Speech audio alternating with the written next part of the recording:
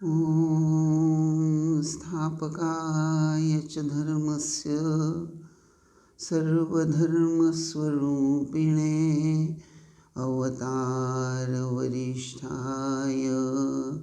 रामकृष्णाय ते नमः। ॐ तव कथामृतं तप्तजीवनं कविभिरीडितं कल्मषापहं श्रवणमङ्गलं श्रीमदाततं भुवि गृह्णन्ति ये भूरिदा जना। आइए वचनामृत का चिंतन प्रारंभ करते हैं। यह भगवान की वाणी है और यह वाणी अमृत के समान है।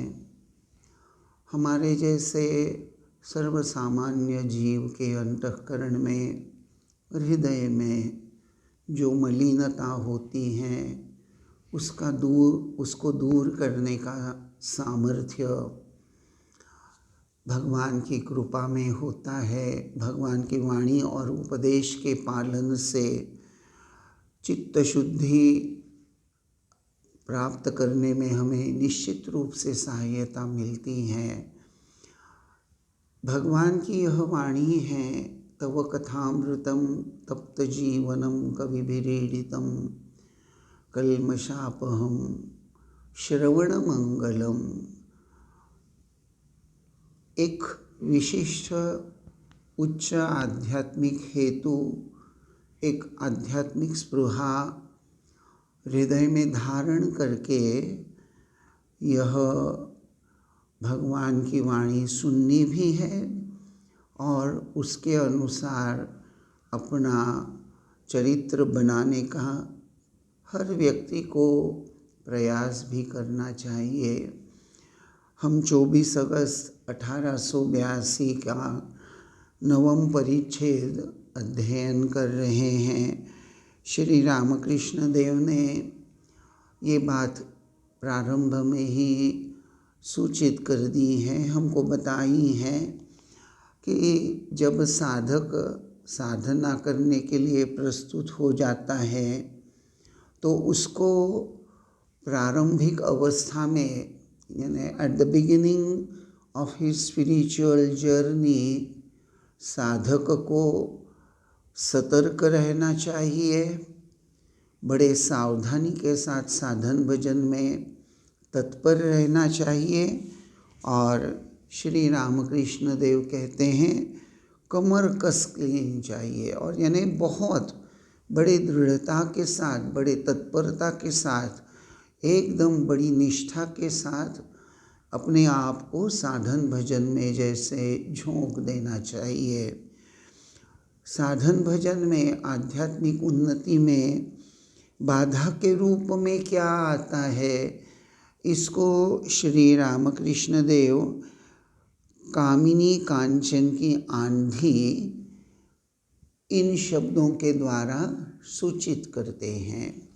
अर्थात कामिनी कांचन अर्थात मनुष्य के अंतःकरण में जो विषयों के प्रति आकर्षण है, उसी की ओर अपने ढंग से श्री रामकृष्ण देव ये बात सूचित कर रहे हैं।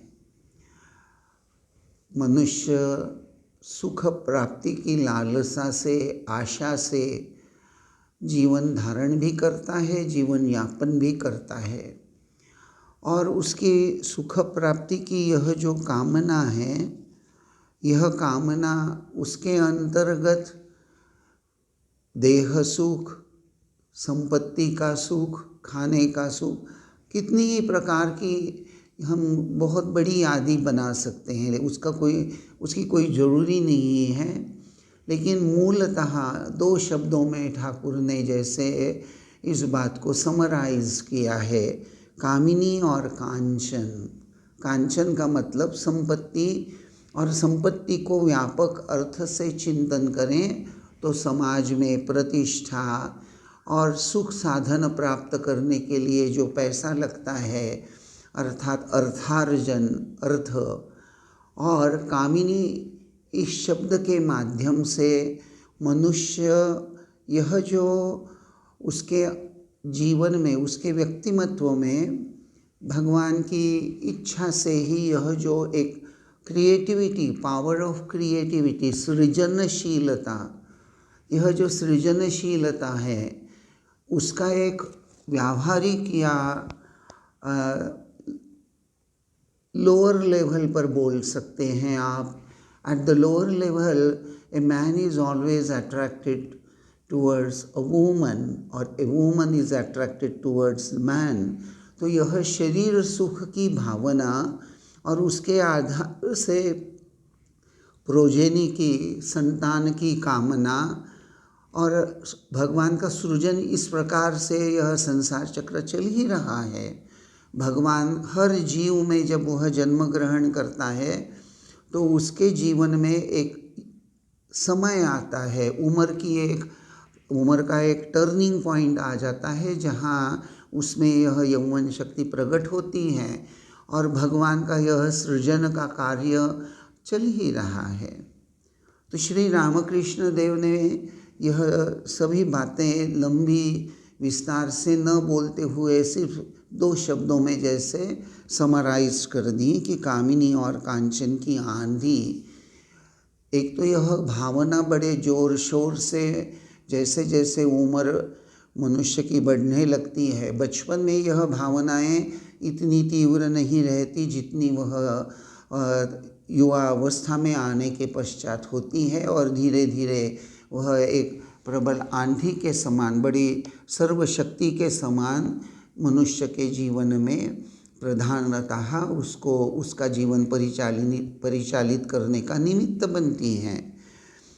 यहाँ एक बात यतीश्वरानंद जी महाराज से जो, यानी उनके एक लेक्चर में जो मैंने सुनी थी, जो यहाँ आपको विशेष रूप से बताना चाहूँगा।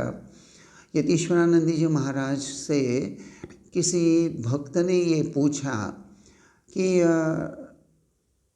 महाराज, यह सृष्टि किसने बनाई है, किसकी इच्छा से यह विश्व का सृजन हुआ है?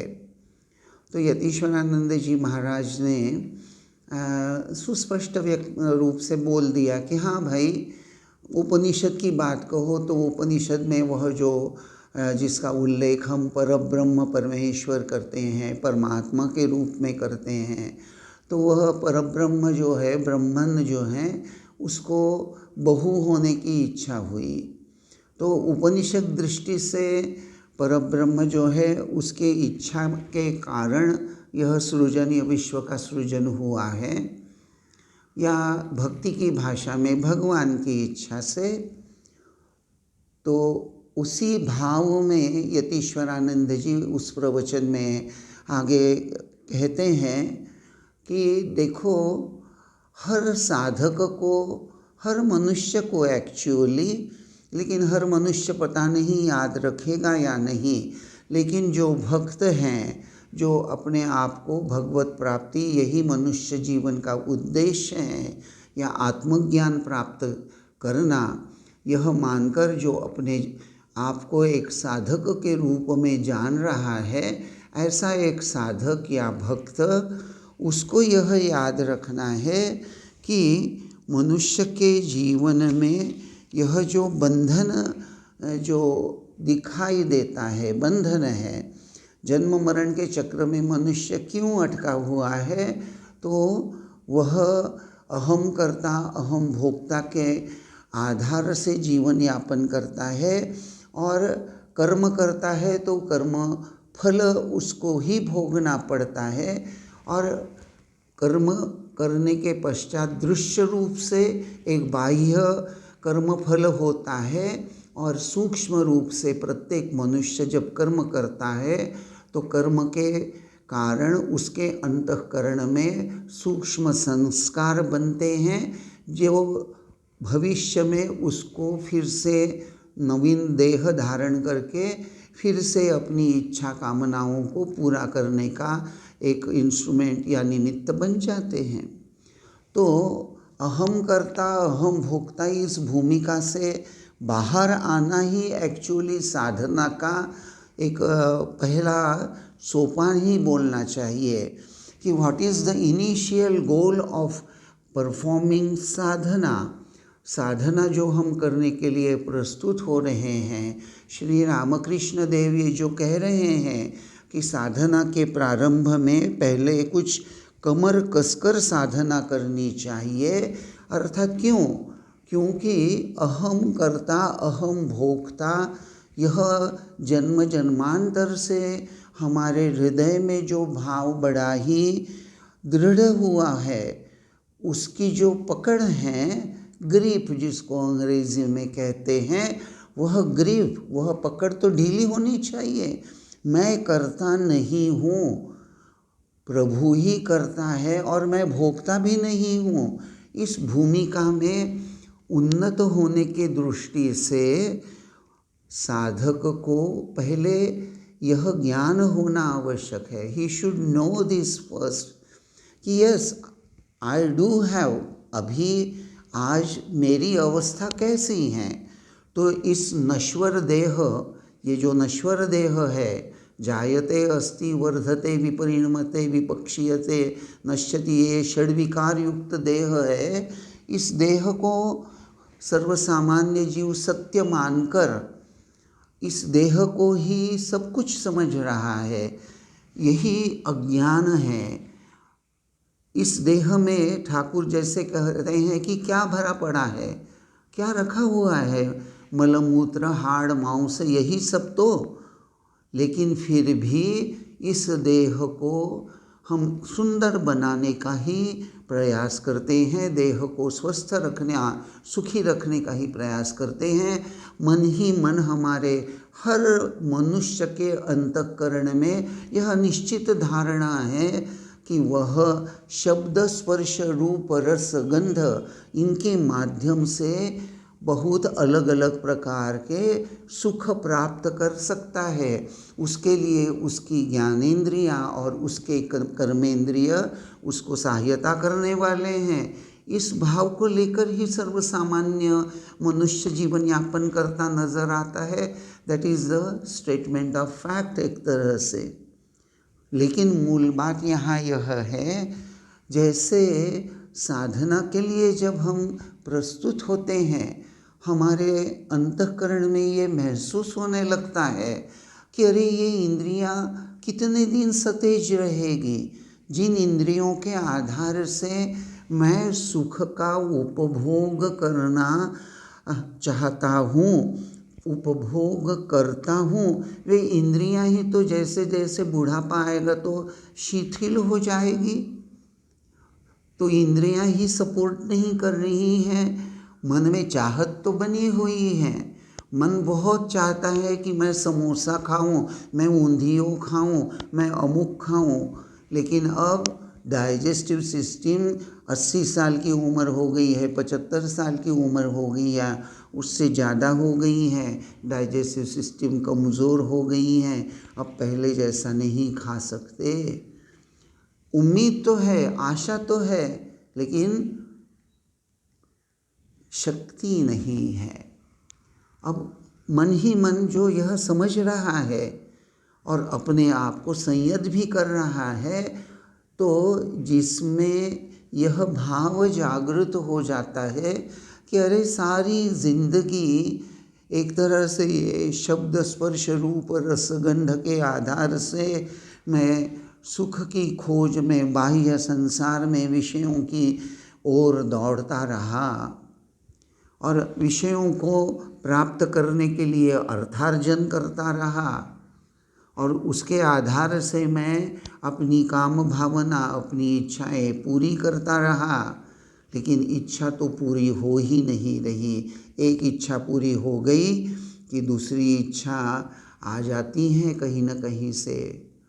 तो यह सब सोचकर जिसके अंतःकरण में कुछ जागरण हो जाता है, वह अपने ही जीवन को देखता है और संसार में जीवन यापन करते हुए बाह्य संसार में सबको ही देख रहा है। वह देख रहा है कि कोई इंसान चाहकर भी अमर नहीं हो सकता, अर्थात अमर देह को लेकर वह अमर नहीं हो सकता। ये अमरत्व कोई भी मनुष्य देह, आज भगवान रामचंद्र भी उनके देह में नहीं है, लेकिन चिन्मय रूप से वह आज भी विद्यमान है और सच्चे साधकों को दर्शन भी देते हैं। भगवान श्री कृष्ण देह में नहीं है, लेकिन चिन्मय रूप से वह भगवत शक्ति आज भी विराजमान है और हजारों लोगों को, हजारों साधकों को दर्शन दे रही हैं। तो वह परम सत्ता आज भी विद्यमान है और मनुष्य अनुभव करता है। God has given this beautiful power to experience. It is through experience a man learns. अगर नहीं सीखता तो ये उसकी एक तरह से क्या हो गई, उसका वह अज्ञान हो गया।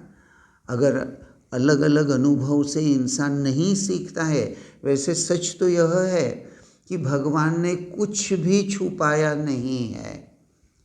सारे संसार में अगर हम पैनी नज़र से देखें, सतर्क मन से अगर हम दुनिया को देखें, तो हम देख ही रहे हैं हर पल कोई न कोई व्यक्ति मृत्यु के अधीन हो रहा है।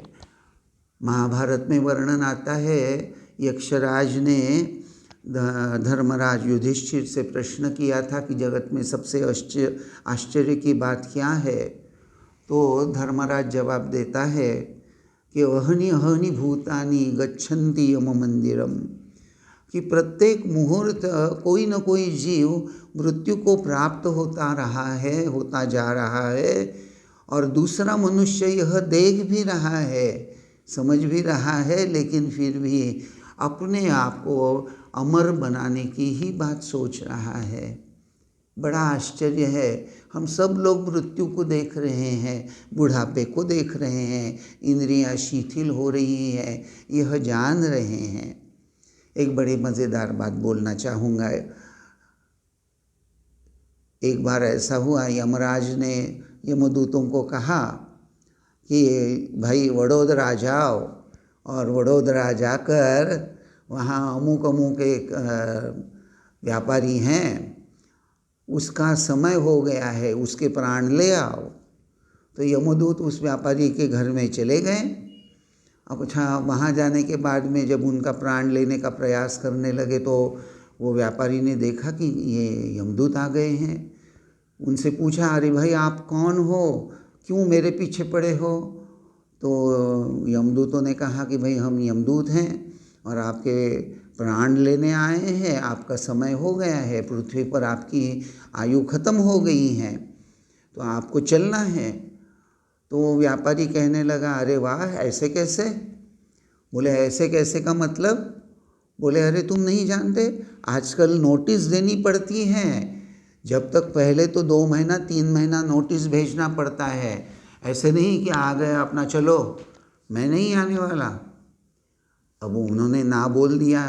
ये बेचारे दोनों दूत बड़े सरल स्वभाव के होंगे, तो वापस चले गए। यमराज ने पूछा क्यों, प्राण कहाँ है? तो बोले वो बोल रहा है प्रभु कि नोटिस देनी पड़ती है, कभी 1 महीने की नोटिस तो कभी 3 महीने की नोटिस, अलग अलग प्रकार की नोटिसें रहती हैं। वो नोटिस तो तुम लोगों ने भेजी नहीं और एकदम से चले आए, ऐसे नहीं चलता, मैं नहीं आने वाला। तो हंसते हुए यमराज ने कहा, अच्छा ठीक है तुम मत जाओ, मैं ही जाता हूँ। और यमराज खुद चले आए। आने के बाद में उस व्यापारी के पास बोले, चलो भाई। तो बोले अरे कौन हो तुम? तो बोले मैं यमराज, मेरे दूत आए थे, मैंने सुना है तुमने उनको कुछ कहा। तो बोले हाँ, मैंने उनको बोला कि अरे भाई नोटिस भेजा करो, ऐसे थोड़ी जाते हैं, ऐसा नहीं होता हमारे जगत में। तो यमराज हंसते हुए कहने लगे, तुम जरा आईने के सामने तो खड़े रहो भाई। तो वह आदमी, वह व्यापारी आदमी के आईने के सामने, दर्पण के सामने खड़ा हो गया और फिर बाजू में यमराज खड़े होकर उसको कहने लगे, देखो बाल सफ़ेद हो गए हैं, दाढ़ी के बाल सफ़ेद हो गए हैं, आँखों पर चश्मा आ गया है, दांत गिरने लगे हैं, आपके घुटने भी बोलने लगे हैं। तो ये एक नोटिस, तो मैंने तो कितनी नोटिस से भेजी आपको कि आप धीरे धीरे वार्धक्य की ओर बढ़ रहे हैं और आपका समय ख़त्म होते आ रहा है। मैंने बहुत सारी नोटिस से भेजी, आपने ध्यान नहीं दिया। चलिए, तो देखिए, कहानी तो बस समझाने के लिए बोल रहा था कि मनुष्य, यही बात होती है कि नोटिस भगवान तो भेज ही देते हैं लेकिन हमारा ही ख्याल नहीं रहता। लेकिन कुछ भाग्यवान होते हैं जो अनुभव से सीखते हैं, उनको ये महसूस होता है कि हाँ, यह जीवन क्षणभंगुर है।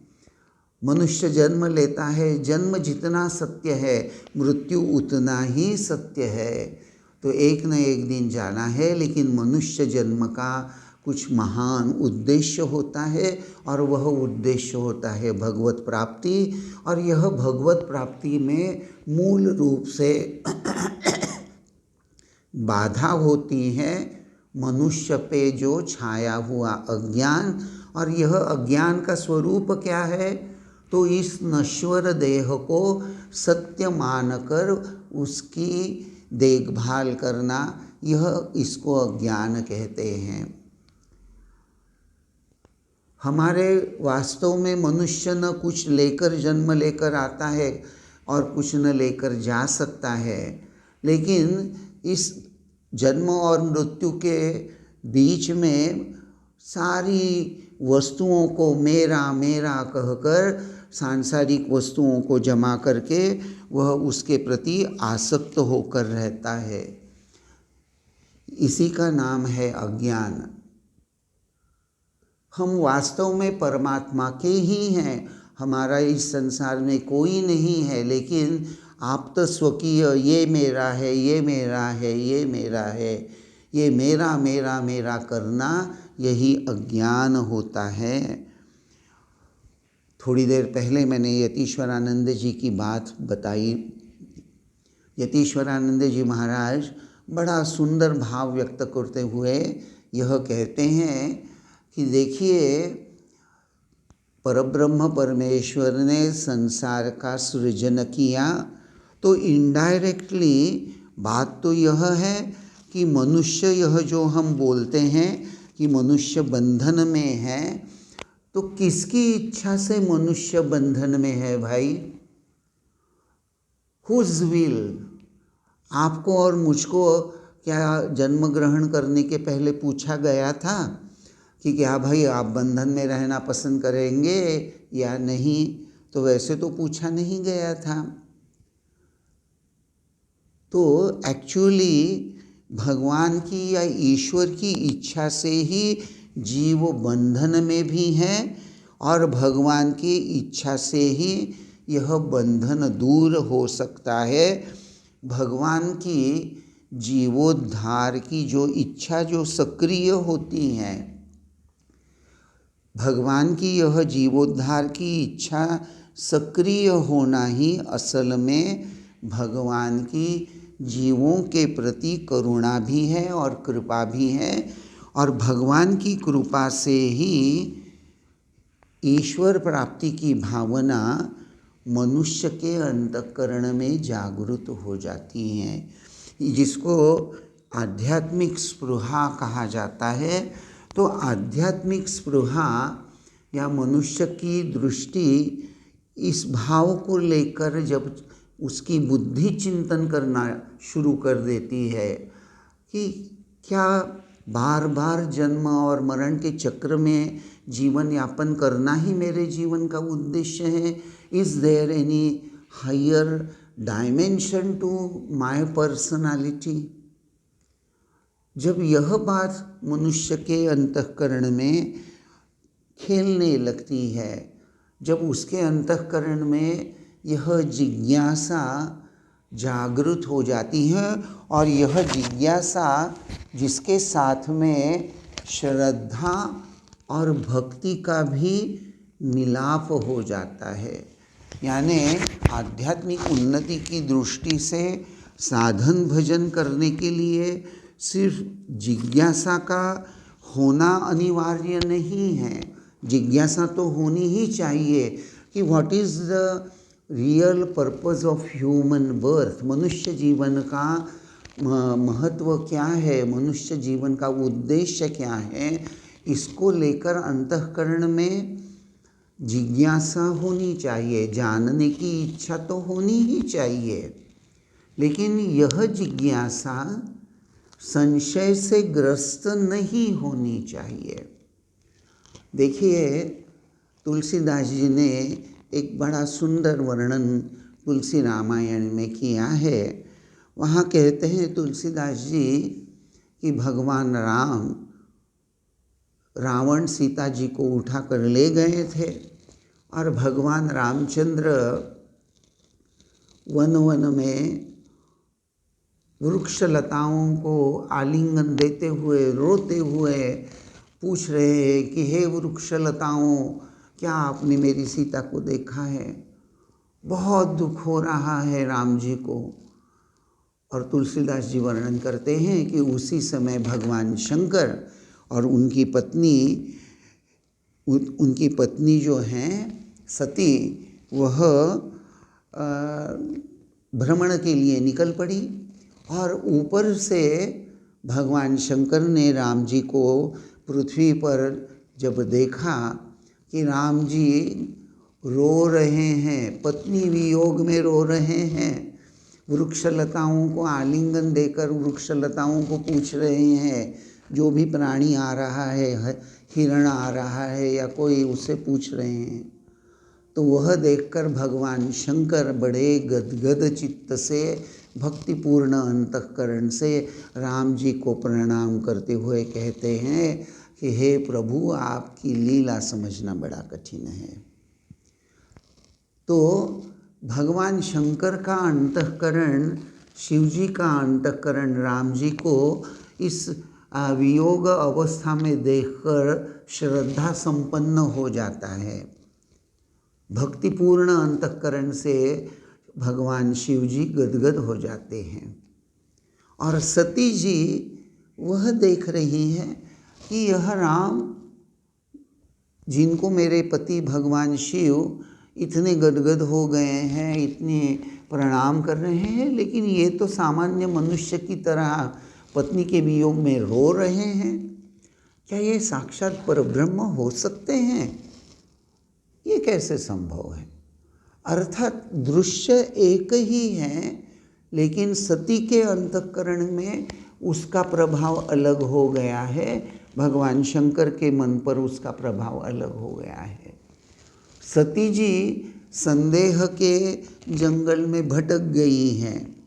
सती जी जंगल के संशय के जंगल में भटक गई हैं। भगवान शंकर श्रद्धा और भक्ति के आधार से गदगद हो गए हैं। तुलसीदास जी इस प्रसंग के माध्यम से खास करके यही बात समझाना चाह रहे हैं कि जब जिज्ञासा संदेह से जुड़ जाती है तो वह पतन का कारण होती है। सती जो हैं बुद्धि से काम ले रही हैं, दाक्षायणी जो है दक्ष की कन्या है और बड़े बुद्धि से सोच रही हैं। वहाँ श्रद्धा का अभाव है, विश्वास का अभाव है। वे श्री राम जी को एक मानव के रूप में ही देख रही हैं और उनको यह विश्वास नहीं हो रहा है कि परब्रह्म परमेश्वर नर रूप धारण करके मानव रूप में आए हैं। यह सती को समझ में नहीं आया है और वह संदेहग्रस्त हो गई हैं। तो जिज्ञासा जब संदेह के साथ जुड़ जाती है तो वह निम्नगामी कर देती है मनुष्य को बहुत बार। और यही श्रद्धा, यही जिज्ञासा जब श्रद्धा और भक्ति के साथ जुड़ जाती हैं तो वह जीव को ईश्वरानुगामी बना देती हैं। भगवान की तरफ, आध्यात्मिक उन्नति की तरफ वह मनुष्य का मन ऊपर उठा लेती है। तो यही बात श्री रामकृष्ण देव हमें इस सूचक वाक्य के द्वारा समझा रहे हैं कि भाई कामिनी कांचन की आंधी तूफान से निकल जाने पर शांति मिलती है। हर मनुष्य को विविध प्रलोभनों का, आकर्षणों का सामना करना पड़ता ही है, लेकिन भगवान को पकड़कर अपने साधन भजन में बड़े निष्ठा के साथ लगे रहना, यह शरीर और यह संसार सत्य है ऐसा मानकर संसार की वस्तुएं मुझे सुख दे सकती हैं और शरीर तथा इंद्रियों के आधार से मैं संसार की वस्तुओं का उपभोग कर सकता हूँ, यह सोचकर, यह मानकर संसार के प्रति आसक्त होना बंधन का स्वरूप होता है। और इस देह के साथ यह जो तादात्म्यता स्थापित है उसे दूर करने के लिए ईश्वर के साथ तादात्म्यता स्थापन करना ही साधना का प्रथम सोपान होता है। अर्थात हमारे संत महात्माओं को हमारे शास्त्र ग्रंथों में मुक्ति का वर्णन है, अर्थात निश्चित रूप से मुक्ति प्राप्त हो सकती है। यह भाव हृदय में धारण करते हुए साधन भजन में कमर कसकर एकदम से अपने आप को लगा देना चाहिए। और साधन भजन उसका स्वरूप क्या होता है, अर्थात श्री रामकृष्ण देव जिसका वर्णन बहुत बार पहले ही कर चुके हैं, सत्संग करना चाहिए, एकांत में जाकर ईश्वर चिंतन करना चाहिए, सद्गुणों का पालन करना चाहिए, सतर्कता, संयम, सदाचार, सुरुचि, सुनीति, सहिष्णुता, सभी के प्रति ईश्वरीय बोध, इस संसार में मैं जो कुछ भी देख रहा हूँ, श्री रामकृष्ण देव वचनामृत में वर्णन आता है, कहते हैं कि मिट्टी की प्रतिमा में हम प्राण प्रतिष्ठा करते हुए उसकी पूजा करते हैं। मनुष्य में तो प्राण पहले से ही बसे हुए हैं, अर्थात मानव सेवा ही ईश्वर सेवा है। अर्थात इस संसार में हम ये जो मनुष्य को देख रहे हैं सभी भगवान का ही एक एक रूप है, यह मानकर उसके साथ उसी प्रकार से श्रद्धा और विश्वास के साथ प्रस्तुत होना, यह भाव, यही साधना का एक अंग होता है। तो हमेशा अंतःकरण में यह उच्च आध्यात्मिक ध्येय सदैव बनाए रखकर साधन भजन में तत्पर रहना। श्री रामकृष्ण कहते हैं, योगियों का मन सदा ईश्वर में लगा रहता है, सदा आत्मस्थ रहता है। शून्य दृष्टि देखते ही देखते उनकी अवस्था सूचित हो जाती है।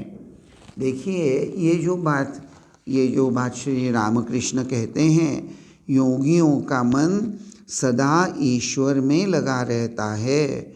कामिनी और कांचन योग के विघ्न हैं, वस्तु विचार करना चाहिए। स्त्रियों के शरीर में क्या है, रक्त मांस आते कृमि मूत्र विष्ठा, यही सब। उस शरीर पर प्यार क्यों? त्याग के लिए मैं अपने में राजसी भाव भरता था। अर्थात राजसी भाव का अर्थ यह सब अनित्य है, इसको त्यागना चाहिए, इसके प्रति अनासक्त होकर रहना चाहिए। यही बात श्री रामकृष्ण देव यहाँ समझाते हैं। आज बस हम यहीं रुकते हैं, इसी भाव को लेकर अगले प्रवचन में हम देखेंगे। ओम शांति शांति शांति। हरि ओम तत्सत। श्री राम कृष्णार्पणमस्तु।